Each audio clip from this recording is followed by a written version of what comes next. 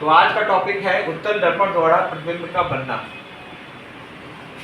उत्तल दर्पण द्वारा प्रतिबिंब का बनने में इसको इंग्लिश वर्जन है formation of image by convex mirror. तो इसमें हमने जो मिरर लिया है वो आपका कॉन्वेक्स मिरर है। कॉन्वेक्स मिरर में खास बात ये होती है कि उभरा हुआ होता है, जो इसका परावर्तक तल होता है वो आपका उभरा हुआ होता है और पीछे वाला तल जो है आपका जो पॉलिश होती है, पॉलिश लिखा है मैंने। तो यहाँ पे जो पहला केस है, पहला केस पे आते हैं। केस है जब वस्तु अनंत पर रखी है। अनंत पर रखी हुई है तो इनफाइनाइट यहाँ पे लिखा हुआ है। अनंत का मतलब है कि यहाँ काफी दूर से किरणें आ रही हैं, यहाँ पे रेज आ रही हैं, तो ये जो है डॉटेड डॉटेड लाइनें बनी है हमारी।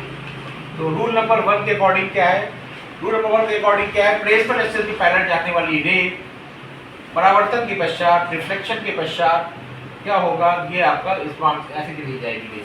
लेकिन ये जो है यहाँ से कहीं मिलेगी नहीं, तो इसको हम जाती हुई प्रतीत होगी। इसको आगे जब मिलाएंगे तो ये फोकस से जाएगी। सिमिलरली फॉर डेट इसके लिए भी है कि मुख्य अक्ष के समांतर जाने वाली किरण परावर्तन के पश्चात ऐसे हो जाएगी और ये जाते हुए मिलेगी। ये आपका यहाँ पे जहाँ दोनों आपस में ज्वाइन हो गए, यहीं पे आपका इमेज बनेगा।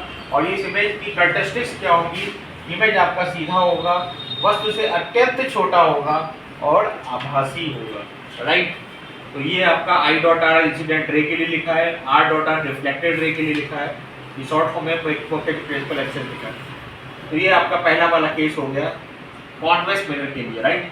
सेकंड केस जो है आपका वो आपका कॉन्वेक्स मिरर के लिए दूसरा केस है जब वस्तु अनंत तथा दर्पण के ध्रुव के बीच स्थित है।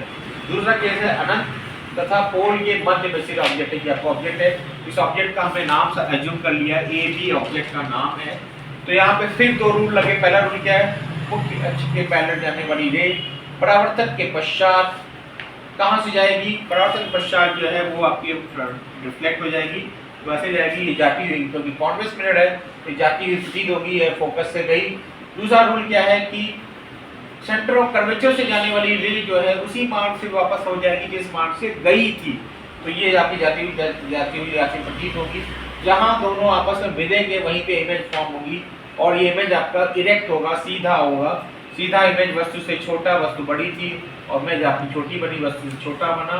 और आप में इमेज जो बनेगी वो मुख्य फोकस और ध्रुव के बीच में स्थित, इसका नाम ए डैश बी डैश है। जो इमेज का नाम है आपका ए डैश बी डैश है। Thank you, that's all.